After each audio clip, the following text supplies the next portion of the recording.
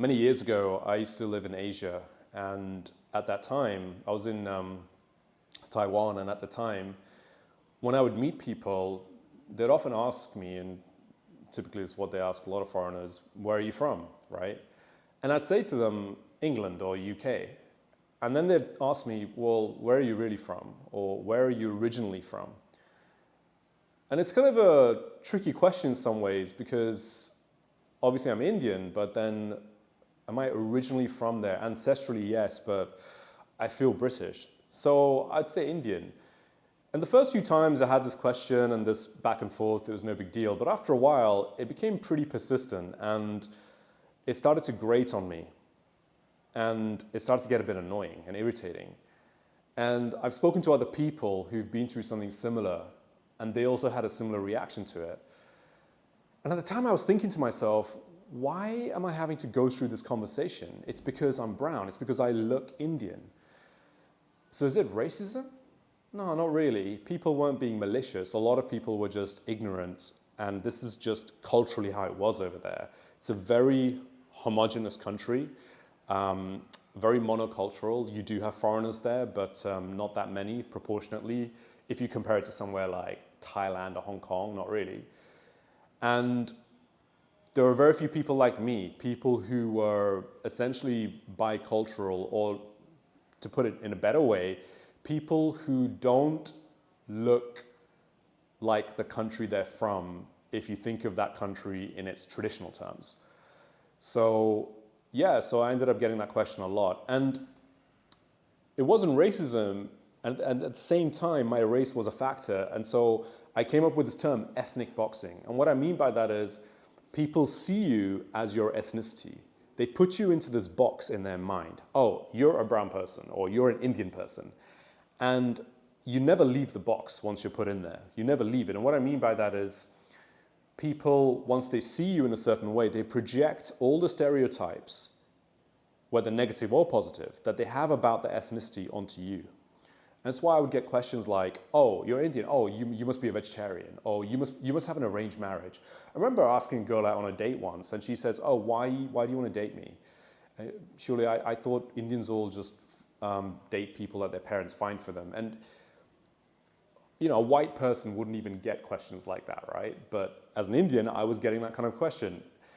So I realized this is it. You're put into that box because of your ethnicity, and then you never leave the box. And having been through that experience, I've since noticed it in so many other contexts, and not just with me, but with other people. And when I think of things like microaggressions or micro-racism, these sorts of terms, I wonder to myself whether it's more of this ethnic boxing that's going on. And I've been placed into this box by people from all kinds of backgrounds, right? Not just people in Asia.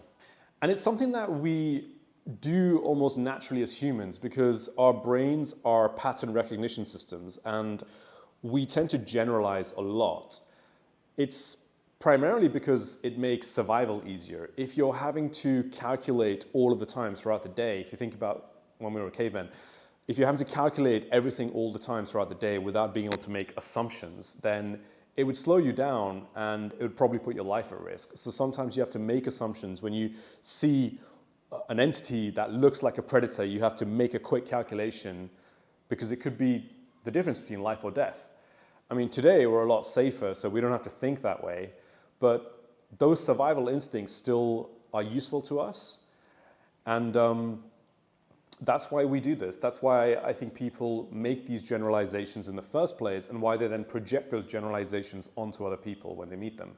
So there's no real way to prevent that happening. There's no real way to solve it. So the only thing you can do is to not be affected by it mentally. And that's what I try to do. If I meet someone who puts me into that ethnic box, I just treat it as training. I just think of it as a way for me to test whether I can interact without being affected by that. At the same time, I will say, I don't really want to interact with that person in future. I don't really want to go and connect with them more because once someone sees you like that, then they no longer see you as an individual. And I see myself as an individual. I see myself as a global citizen, if you will. And I see other people as individuals because we're all actually very unique from each other. We're all unique. Yes, we all have ethnicities, religions, races, genders, and whatever, but those are all just labels. We've come up with labels and words to describe things that are visually distinguishable, as well as things that are inherent. But there's no reason for us to be so attached to those labels. This is why on one hand, despite the fact that I'm anti-woke, I kind of see some value in transgenderism, in those sorts of things, not because I agree necessarily with transgenderism per se, but I like the idea that we can shed ourselves of labels. I like that idea a lot. So I'm for that, as long as people do not then try to bend reality to their fantasy. I think that's where I step off the bandwagon.